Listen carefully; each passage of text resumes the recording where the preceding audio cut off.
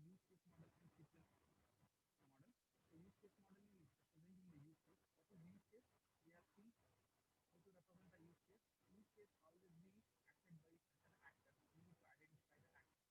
So similarly, one more diagram I am showing you. So how to represent the use case diagram. So this is the use case in the MSCTMS, moving the role of medical receptionist. Understand? Medical receptionist is an actor who is going to act in respect to all these use cases. Fine. So similarly, we commented on sequence diagram. What is the sequence diagram? So sequence diagram consists of a UML notation that is used to model the interactions basically between the actors, okay, and the objects within the system. In the example, I told you what is sequence diagram for view patient information, right? So I had explained this diagram, right? He is an actor. So these are all the use cases. Very simple. How do you convert use case diagram to sequence diagram? So you do transfer this use cases over the rectangular blocks connected with the dotted line, and here you show the interaction. Yes, you show the interaction. So why it is being dotted seen here because the interaction are not yet being started. So interaction will start only at this moment. That is to complete the authorization or information of UID, then it will start. Similarly, why this heavy bar, this rectangular box has been started over here? If the report from the PID or UID reaches over here, then only it will start. Got it? Similarly, if the authorization is complete, you have acknowledgement.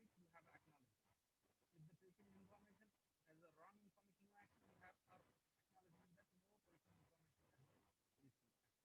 So this is a complete diagrammatical representation we have seen. So similarly, we have sequence diagram for the transfer of data. So maybe I will come to this diagram. So once again, when I revise this module next week, today I would go with the concept of event-driven modeling. That is, we go with the structural model.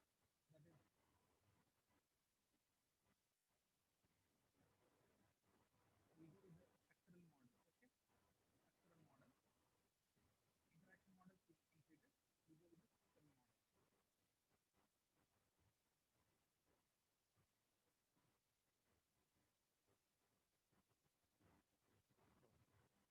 Structural model. So why do you use a structural model? Structural model consists of the various concepts such as a class diagram. You have studied what is class diagram. Okay. So here are the theoretical concepts. Structural model may be static model. So the structure of the system. So I said structural diagram consists of a class diagram. So I don't want to stress more on this class diagram because we have covered it in module 2. What is the class diagram? How do you use the class diagram? How do you? So I'll just direct to this diagram. What is this diagram consist of? All of you. So this is a class diagram showing one of the association in between the two classes, patient and a patient record. Right? So you could see what is this one and one? It is the participation or the multiplicity. Right? Participation. One patient has got one record. Right? Is it or not? So structural model basically represents the types of classes and the relationship between the classes. Okay. Similarly, I'll directly come to the diagram. Once again, I just want to pause. So I just wanted to ask you, I'm just giving the major details of this topic so that you find it easy, right? For example, if I ask you to write a concept of interaction modeling from the question from the module 3, you should be able to represent the concepts of use case diagram and sequence diagram. Similarly, if I ask you anything related to the structural model, you should be able to tell us what is class and what is class association in module 3. Though this concept belongs to the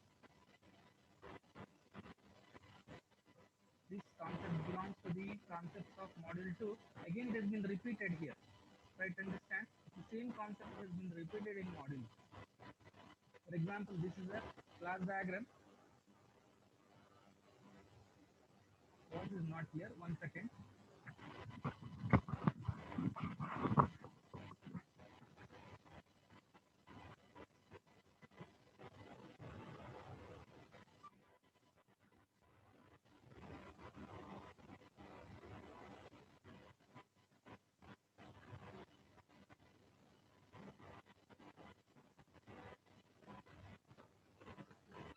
audible now?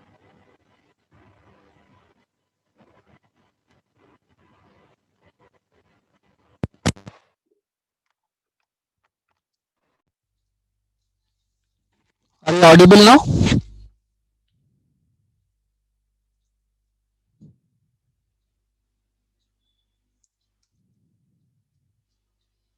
Sorry for the inconvenient.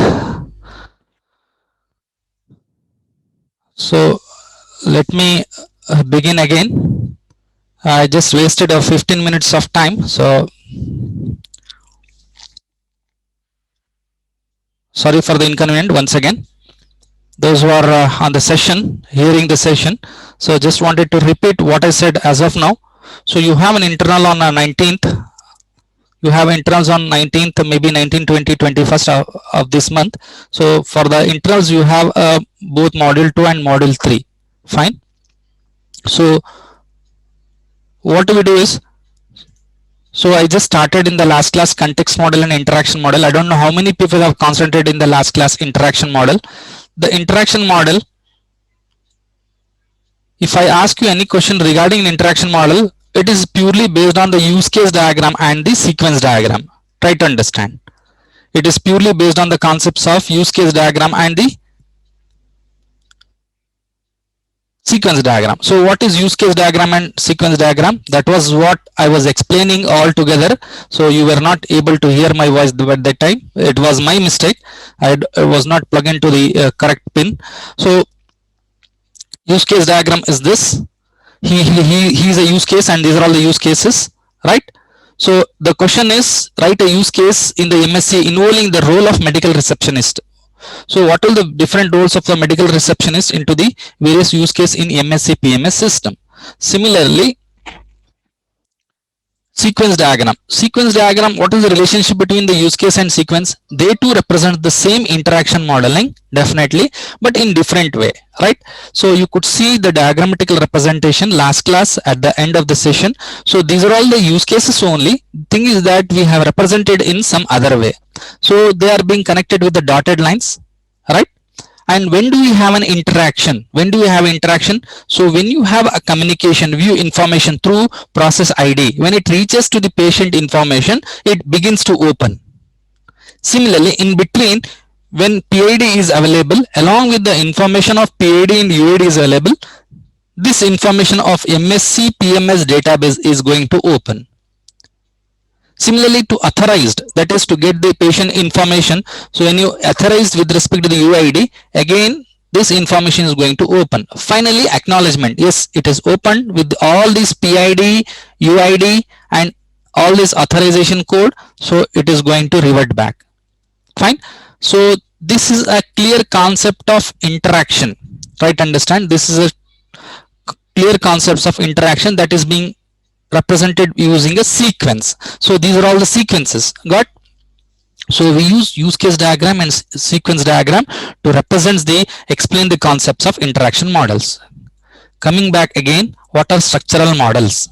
So we use a structural models again using UML notations. I said today I'm going to cover up this till here model till model driven engineering. So next week hardly we'll get two or one session. So we would complete these concepts, right? Fast. So we have come to the concept of structural models. Structural models, again I directly come to the diagram. We have a class diagram. You know what is class diagram? Class attributes, class operations. How do you represent associations? Here is a UML diagram. So we use a class diagrams to represent the structural models. So coming, and what is this? This is a participation. One patient has got one patient record. Similarly, class association in MSc PMS system, very important concept, represents the structural model. Represent the structural model for the MSc PMS system means you have to see what is structural model. I stress structural model is the representation of a UML diagram for a class diagram for association. If I ask you to represent MSc PMS systems with the interaction model, use case diagram and sequence diagrams to represent the same. As I said, we are proceeding with the same module 2 to module 3.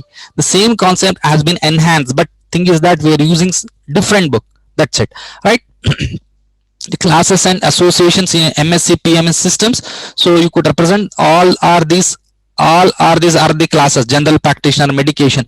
What are this? Referred by, association, referred to, diagnosed with, prescribes. These are all the associations that are being in between the two classes with their multiplicity. What is this called? 1 2 star 1, general practitioner, right? So patient may be referred by one general practitioner, consultant a patient, right? There are many consultant, one or more patient refer to a consultant. Similarly, patient condition is diagnosed with, there are one too many patient and maybe different sort of conditions as such, right? So proceeding further,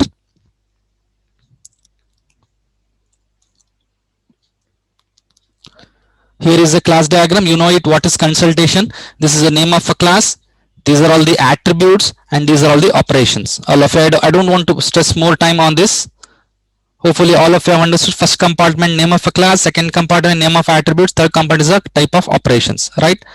So let me go to the next.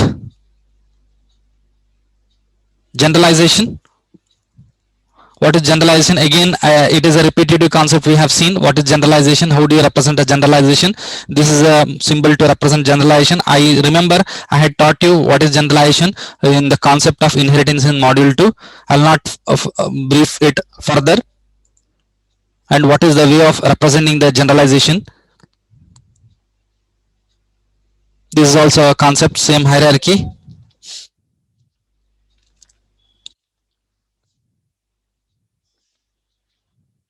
I'll go directly to the behavioral models.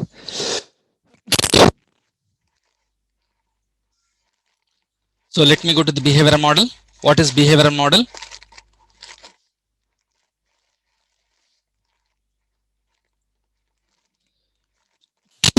All of you have to go through this. What is generalization? What is generalization hierarchy? See, in this diagram, the three compartments, this is a class, attributes and the operations. Generalization inherits the properties. Hospital doctor class inherits the same properties of a doctor, and they to have the same attributes. Okay, name of a staff, right? Pager means it is a communication number what they have, because hospital doctor use a pager, whereas general practitioner use his address for the communication. So I'll go to the behavioral models. Okay, so what is aggregation? All these things you have to go through. So behavioral model, so we have studied context model, we have seen interaction model, we have seen a structural model. Very simple. Context model represent whole as a system. So we have seen a simple diagrammatical representation of the context model using MSc PMS system. Same thing we have studied using MSc PMS system. We have seen an interaction model, that is a use case diagram and the sequence diagram. Stressing once again to understand, make sure that you understand structural models. We have studied structural models all together in these. So using aggregation, using generalization, and using a concept of a class diagram and associations. So this is what we am representing this. So this is a class diagram. So representing the classes and their associations in between. Associations and the multiplicity in between the associations. Fine. So we have represented the multiplicity in between the associations.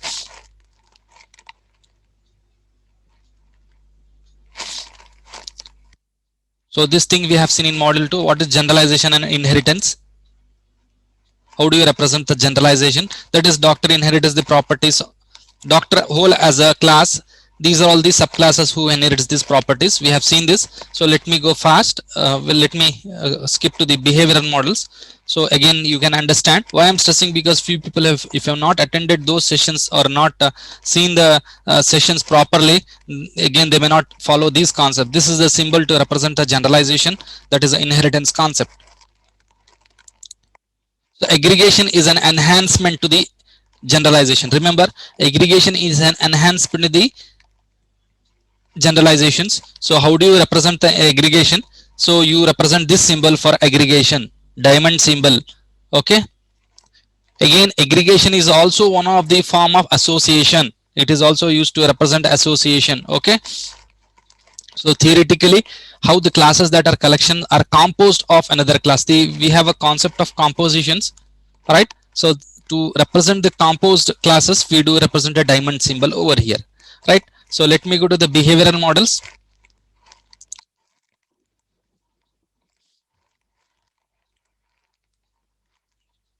Okay, very simple behavioral models. We use, in the case of behavior models, we use a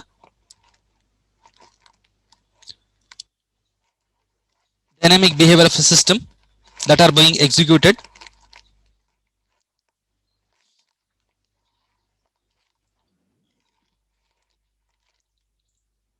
So there are two types data in the case of behavior model. We'll see what is data driven modeling, and we'll see what is event driven modeling. So two concepts we have to undergo under behavior modeling, that is data driven modeling and event driven modeling. What is data? Some data arrives that has to be processed by the system. Okay, data means anything data, right? Events means some events happens only in the case of operations, that is some triggering system. For example, some sort of operations, I would say events are nothing but some sort of operations. Okay. So let me go to the direct concept. What is data driven modeling? So how do you represent a data driven modeling? So we use activity diagrams to represent the data driven modeling. Okay. And also data driven modeling is same as if like an activity model. Okay. So if you consider a concept of insulin pump, see what is sequence. Data driven models shows the sequence of actions involved in processing the input data and generating an associated output. It is same as if like a sequence diagram, but we do represents only the data here. We do represents only the data. Let me go to the diagram, there you understand.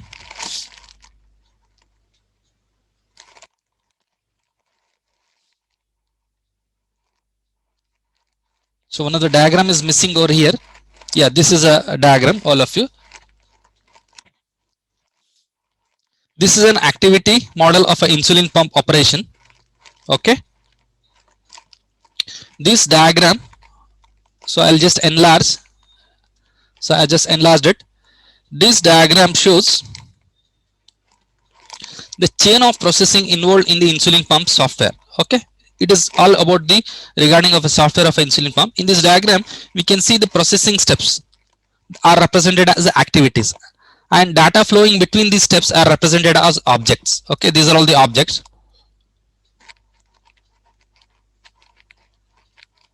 The processing steps are represented as activities, and data flows between these steps are represented as object. So ultimately, what is this diagram consist of? This is a sequence diagram. Once again say, in the case of interaction model, you have studied sequence diagram. Even to study the behavioral model, that is by using data driven modeling, we use a sequence diagram. Very simple concept. UML notations are common. You have used these sequence diagrams to study interaction modeling. Even you have studied use case diagrams to study interaction modeling. Similarly, to study the data driven modeling, that is a behavioral model, we have a two concept, that is data driven modeling and event driven modeling. How do you study the data driven modeling? So data driven modeling again are being studied by using UML notations of the sequence diagram. So this is a data driven modeling, that is an activity diagram of the insulin pump operation. How does the insulin pump software does it works in this one? So we can see the processing steps are represented as activities. Okay. And the data flow between these steps, that is validate, okay, validate, okay, fill in, so all are the represented as the objects. Okay.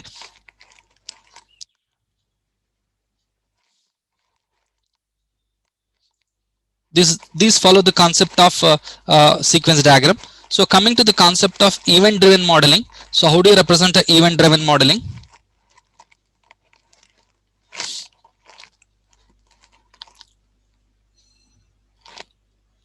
So event driven modeling are totally based on the concept of events that consist of minimal processing. So what is events? For example, you have a phone, right? You have a land phone. So switching the system response to the event such as receiver, on hook or off hook. When the receiver is off, you have it is on off hook. When it is on, it is on hook. So the events changes, right? So for example, when your mobile, you kept your mobile phone on idle, when it is ringing, you then only you pick the call, right? So the stage from idle stage to the ringing stage, it changes. So event changes, right? So we need to identify the event. Try to understand a simple example, right? You have a ringing tone. When the phone rings, then only you pick the call, or else you don't pick the call. When you want to wish to do a call, then only you hold the phone and you dial the keypad for contacting. So that state of the change changes. I'm talking only with respect to the phone. Similarly, we do identify the various events in the case of insulin pump. So that could be represent here. Okay, I'll just show you the diagram. Here is the event. Okay, so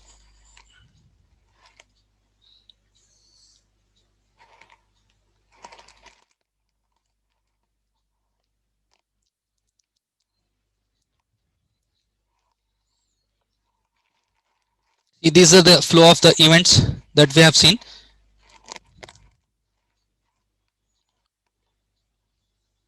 So this is a, I would say, the order processing diagram.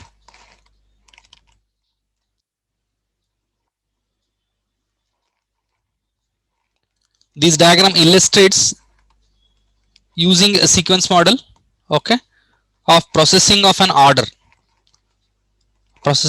and sending it to a supplier. The sequence models here the highlights the objects in the system. So as we see, the data flow diagram highlights the functions. So in the case of data flow diagram, we do highlights only the functions, right?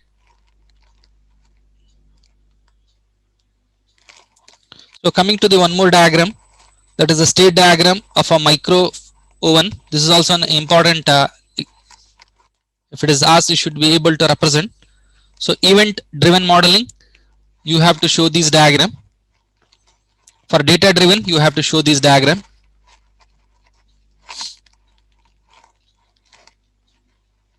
Coming to the state diagram of a micro oven system.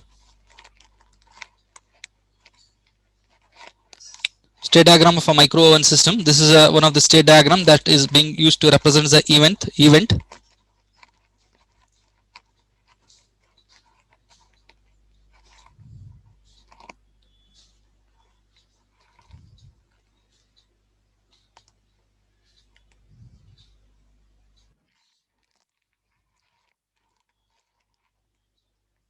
So there are many things that you need to focus here.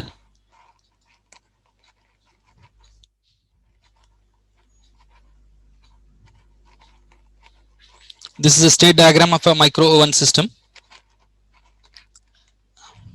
This example is being shown to control how software control for a very simple micro oven is illustrated using event driven modeling.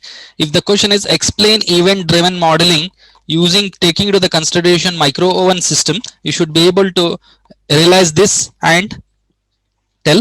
For this, you should have a knowledge how the real micro oven are actually being work, or how it is complex than a system. There are few of the assumptions. See, there are few of the assumptions. The assumptions for the sequence of these actions for this micro oven is select the power level, either half power or full power. Input the cooking time using the numeric keyboard. Press start and the food is cooked for a given time. All these things are few of the assumptions. So these are all the states. All of you remember, these are all the states: waiting, full power, set time, half power, operations, right? Enabled, waiting. These are all the states. I once again stress, these are not the class diagrams. These are not the class diagrams. These are all the state diagrams. Okay, these are all the state diagrams. These are all not the class diagrams. So switching from one state to the another state, all of you. So let me continue. switching from one state to the another state. See, from full power, from state to set time, again enabled, waiting. So this is all based on the analysis that you have. Okay, and this state diagram of micro oven system, one more operations of a micro oven we could see, one more state diagram.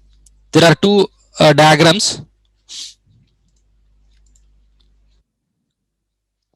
See, these are the states. Once again, in the case of behavioral model, we use data model and event driven model.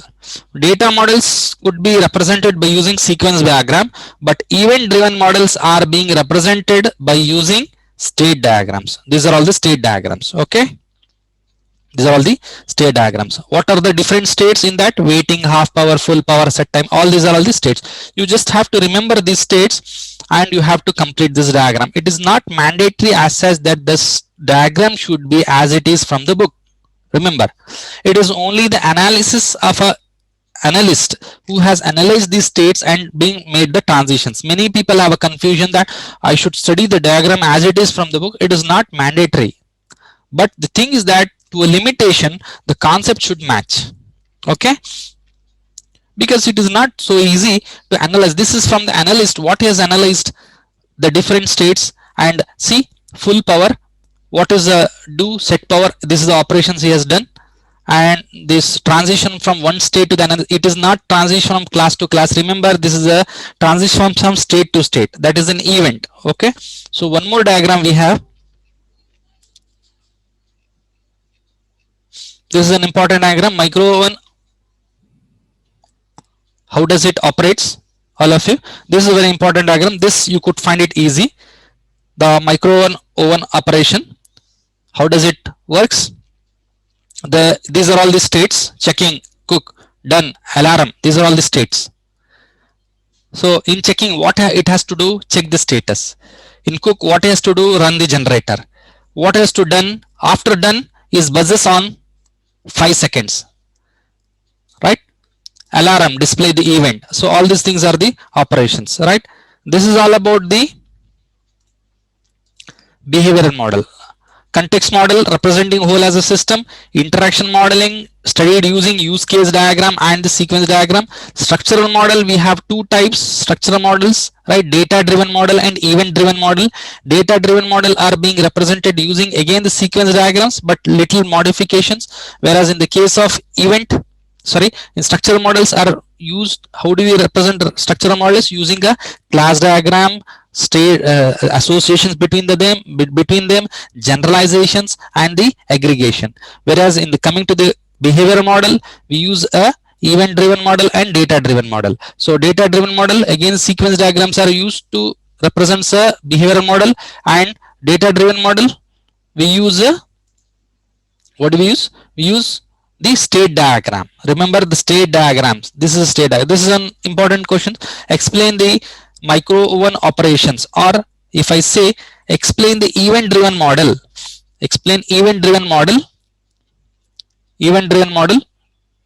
using micro oven, or any example you should be, or else explain state machine event driven modeling.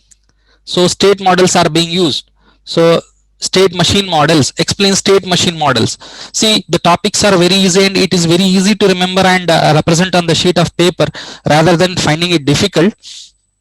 This is the state diagram of a micro oven. Okay, so you could, if they ask you represent the state diagram of a micro oven, this is okay. If they ask you the state diagram of a operation of a oven, then this should be the diagram. Okay,